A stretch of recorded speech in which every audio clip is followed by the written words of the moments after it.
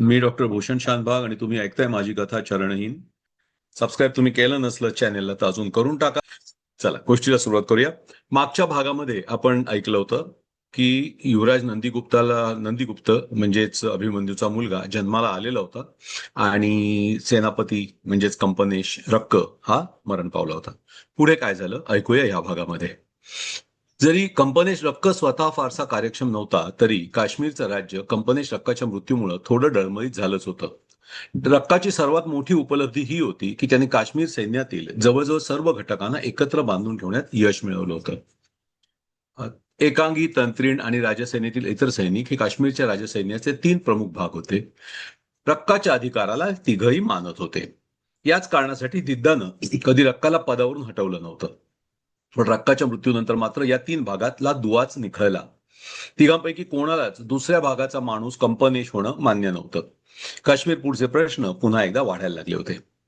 इथपर्यंत आपण ऐकलं होतं. आता पुढे काय झालं सुरू करूया.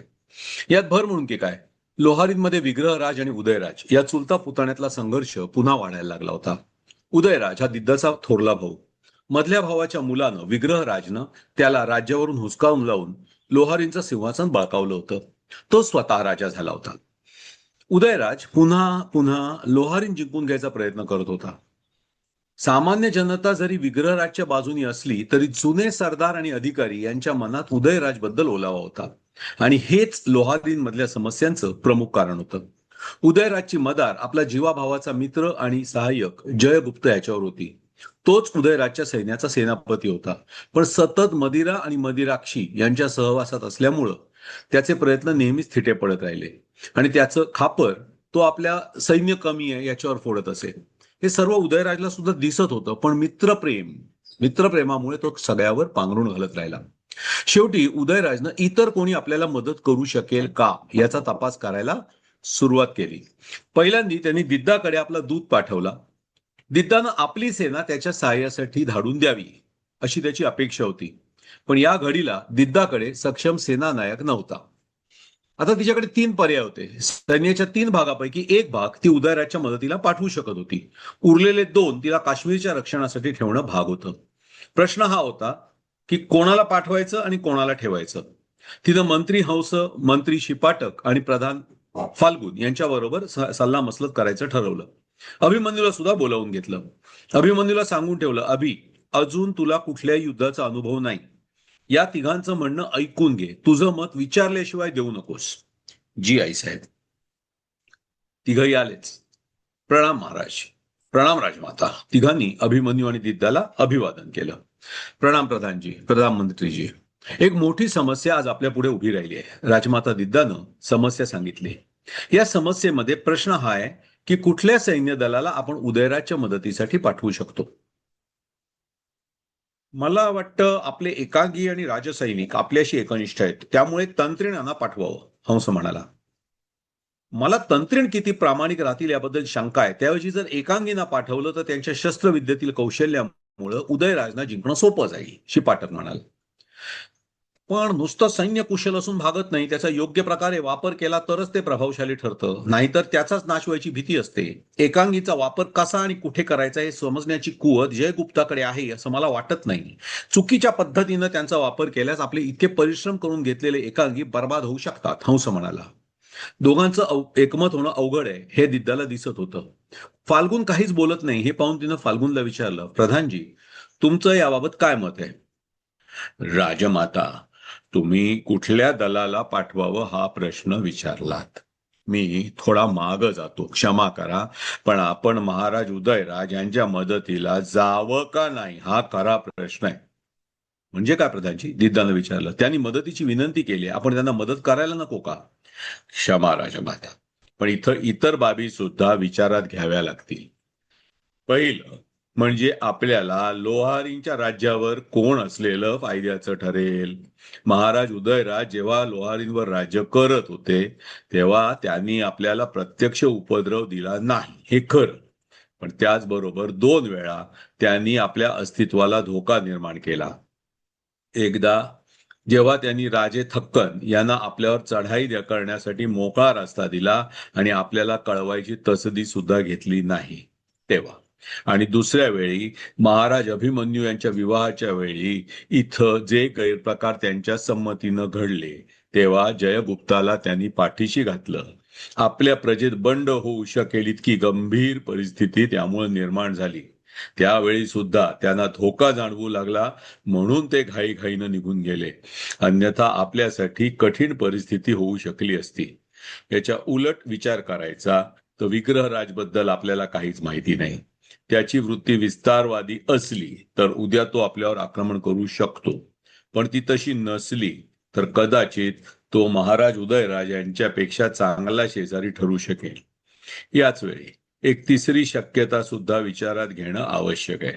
समजा आपण महाराज उदयराज यांना मदत केली आणि दुर्दैवानं तरीही त्यांचा पराभव झाला तर आपण विग्रहराजचं वैर ओढवून घेतलं असा अर्थ निघेल.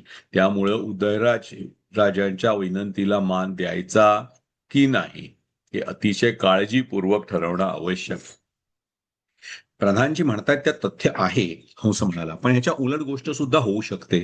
समजा आपण महाराज उदयराज यांना आज मदत नाकारली आणि ते विजयी झाले तर ते आपल्याला मदत न केल्याचा राग मनात धरून भविष्यात आक्रमण करू शकतील. बराच वेळ खल चालला होता. कुठलाच निर्णय होत नव्हता. शेवटी दिद्दानं अभिमन्यूला विचारलं, महाराज तुम्हाला काय वाटतं, तुमचं मत काय? आपलं मत विचारल्यामुळे अभिमन्यूला बरं वाटलं. तो म्हणाला, प्रधानजी म्हणतात त्यात काही गोष्टी योग्य वाटतात, पण आपण नुसतं हातावर हात धरून बसलं तर आपण लोहारींच्या शासकाची मैत्री कदाचित गमावून बसू. आपला जवळजवळ सगळा व्यापार लोहारीन मार्गे होतो. त्यामुळे तिथं आपल्याशी चांगले संबंध असलेला राजा हवा. मामा उदयराज यांच्याशी प्रधानजींना सांगितलेले 2 प्रसंग वगळता बाकी आपले चांगले संबंध आहेत. त्यांचा पुत्र संग्रामराज याची माझी भेट ते इथे आले तेव्हा झाली होती, ते सुद्धा चांगले वाटले. त्याच वेळी विग्रहराज यांच्याबद्दल आपल्याला काहीच माहिती नाही. त्यांनी स्वतःच्या काकाला हटवून सत्ता काबीज केली आहे. ते विस्तारवादी असतील याचीच शक्यता अधिक वाटते. त्यामुळे माझ्या मते आपण मामांना ही मदत करायला हवी. दिद्दाला सुद्धा मनातून भावाला मदत करायचीच होती. त्यामुळे मदत करण्याचा निर्णय नक्की झाला. त्याच वेळी हंसानं एक वेगळा मुद्दा मांडला. मला वाटतं आपण तंत्रिणांनाच पाठवावं. आपली राजसेवा किंवा एकांगी तयार करण्यासाठी आपल्याला बराच खर्च करावा लागतो. तंत्रीण तयार होऊन मग आपल्याकडे येतात. ते पैशासाठी कोणाकडेही काम करतात, त्यामुळे त्यांनाच पाठवावं. जर दुर्दैवानं महाराज उदयराज हरले तर ते त्यांचे तंत्रीण होते असं सांगून आपण हात झाडून टाकू शकतो. आपली सेना तिथे पाठवणं हे उघडपणे विग्रहराजची वैर ठरेल. फाल्गुन वगळता इतर सर्वांनाच हा विचार पटला. तंत्रिणांची मदत उदयराजला तातडीनं पाठवली गेली. पहिल्यांदाच राज्याच्या काही महत्वाच्या चर्चेत आपलं मत मांडायला मिळाल्यामुळं अभिमन्यू हर्षित झाला. त्या आनंदातच तो वसुंधरेला भेटायला गेला. उदयराज आणि जयगुप्त आपली सेना घेऊन विग्रहराजकडून लोहारीन जिंकून घ्यायला निघाले. त्यांच्या मदतीला आता काश्मीरची तंत्रीण सेना होती. आता लोहारींवर हल्ला कसा करायचा याचे बेत आखले जाऊ लागले. जयगुप्त, मला वाटतं आपण लोहारींना पूर्ण वेढा घालावा. सर्व मार्ग रोखले की लोहारींमध्ये लवकरच अन्नाचा तुटवडा होऊ लागेल. मग आपल्याला लोहारीन जिंकून घेणं सोपं होईल. उदयराज म्हणाला, नाही राजे, माझ्याकडे असलेल्या माहितीनुसार लोहारींमध्ये सध्या अन्नधान्याचा भरपूर साठा आहे. म्हणजे किमान 8-10 महिने लोहारीन सहज तग धरू शकेल. इथला प्रदेश डोंगराळ आहे. इथले रस्ते जरी रोखता आले तरी दीर्घकाळ चालणारा वेढा घालणं सोपं नाही. थंडी वाढायला लागली की या डोंगरांवर मोर्चे लावता येणार नाहीत. हो, पण बर्फ पडायला लागल्यावर अन्नधान्य सुद्धा लोहारींमध्ये पोहोचणार नाही. तुम्ही म्हणता ते खरं असलं तरी सतत 6-7 महिने वेळा चालवायचा, परत उठवायचा, पुढल्या वर्षी परत घालायचा, यात एक तर खूप वेळ जाईल. दुसरं म्हणजे परत परत वेढा घालणं शक्य होईलच असं नाही. उद्या काश्मीरनं जर त्यांचं सैन्य परत बोलावलं तर घातलेला वेढा वाया जाईल. उदयराज क्षणभर विचारात पडला. मग काय करायचं त्यानं विचारलं. राजे, आपली सेना सध्या लोहारीन सेनेपेक्षा अधिक आहे. त्याचा फायदा घेऊन आपण लोहारींवर धाव घ्यायची, सरळ हल्ला करायचा आणि लोहारीन जिंकून घ्यायचं. पण विजय इतक्या सहज मद्गते मिळणार नाही, ते मला माहिती आहे राजे. म्हणूनच विग्रहराजाऐवजी आपलं लक्ष लोहारीन जिंकण्याकडे ठेवायचं. म्हणजे विग्रहराजला पळून जायची संधी द्यायची. नुसतं तितकंच नाही महाराज, त्याला पळून जायला वाट सुद्धा द्यायची. त्याला मारता आलं तर उत्तमच, पण त्याला पळायला मार्ग नसला तर तो प्राणपणानं लढेल. त्याऐवजी त्याला हे दिसलं की सध्या आपण प्राण बचावून पळून जाऊ शकतो तर तो लोहारीन रिकामा करेल. त्यात आपला काय फायदा? महाराज, ज्याच्या हाती लोहारीन तो इथला राजा. एकदा का विग्रहराज लोहारींमधून निघाला की त्याला इथून मिळणारं सहाय्य बंद होईल. मग त्याचा पाडाव करणं किंवा त्याला इथून कायमचा हाकलून देणं सोपं पडेल. उदयराजला सल्ला पटला. त्यानुसार त्यानं व्यूहरचना केली. लोहारींच्या पश्चिमेकडून तो स्वतः हल्ला करणार होता. उत्तरेकडून काश्मीरचा तंत्रीण सैन्य होतं. दक्षिणेकडून जयगुप्त आपली सेना घेऊन येणार होता. तीन बाजूनी एकाच वेळी हल्ला आला तर विग्रहराज पूर्वेकडे ढकलला जाईल आणि त्याच वेळी पश्चिमेकडून उदयराजनं जोराचा हल्ला करून लोहारींवर ताबा मिळवायचा, असा डाव होता. पण याच वेळी विग्रहराज वेगळाच डाव रचत होता. त्याचे हेर उदयराजच्या सैन्याच्या अचूक बातम्या विग्रहराजकडे आणून पोहोचवत होते. जशी उदयराजची सेना पश्चिमेकडे आणि जयगुप्ताची दक्षिणेकडे सरकू लागली, त्याबरोबरच त्यांचा डाव काय असावा हे विग्रहराजनं ओळखलं. त्यानं आपल्या मंत्र्याला अर्णवला तंत्रिणाकडे पाठवलं. तंत्रीण प्रमुख अजय सेनची त्यानं गाठ घेतली. त्यानं अजय सेन समोर आपला प्रस्ताव मागितला. अजय सेनजी, मी महाराज विग्रहराज यांच्याकडून आलोय. बोला. तंत्रीण आणि महाराज विग्रहराज यांचं काही वैर नाही, किंबहुना आमच्या सैन्यातही तंत्रीण आहेत. उद्या तुम्ही आमच्या विरोधात शस्त्र उचललं तर आम्ही आमची तंत्रीण सेना तुमच्या समोर घालू. तंत्रिणांना तंत्रीण भिडतील. दोन्हीकडून फक्त राजपूतांचं रक्त वाहील. त्याऐवजी तुम्ही आम्हाला येऊन मिळा, आम्ही तुम्हाला दुप्पट पगार देऊन ठेवून घेऊ.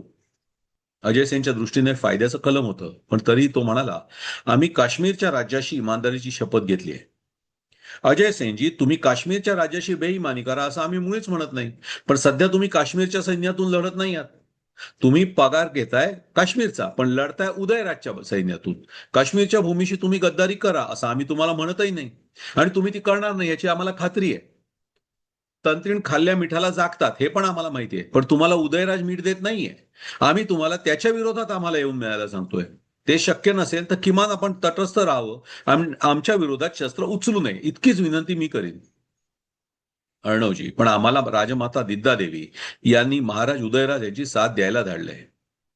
अजय सेनजी, तुमचा काश्मीरच्या राज्याशी करार आहे हे आम्हाला माहिती आहे, पण तो करार काय आहे? काश्मीरवर कोणाचा हल्ला झाल्यास तुम्ही काश्मीरच्या रक्षणासाठी काश्मीरच्या सैन्यातून लढण्याचा करार केलेला आहे. उदयराजच्या सैन्यातून तुम्ही लढायला आलाय ना, ते काश्मीरचं सैन्य आहे ना काश्मीरवर कोणी हल्ला करायला आलाय.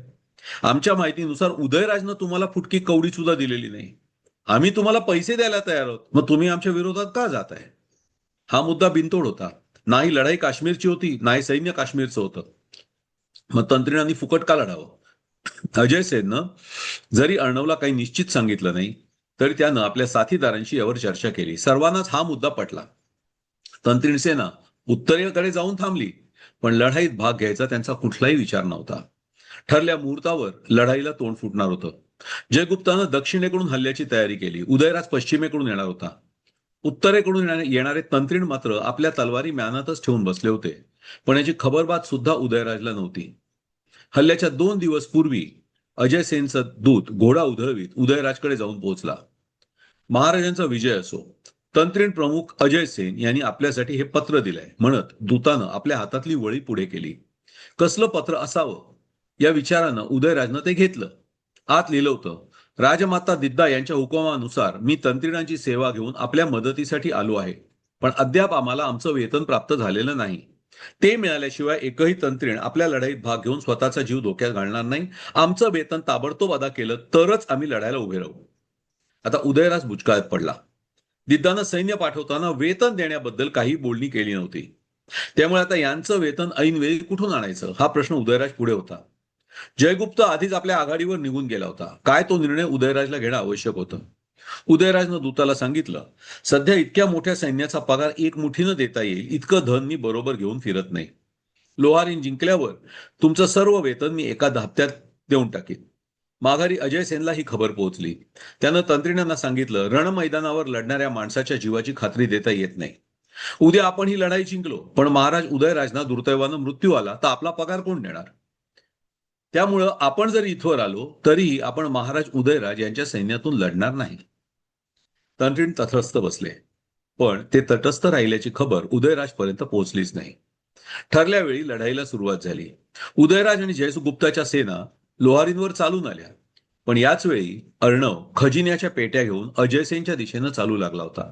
त्यानं अजयसेनची परत गाठ घेतली आणि त्याला सांगितलं, अजयसेनजी, तुम्हाला कोणीही तुमचं वेतन दिलेलं नाही.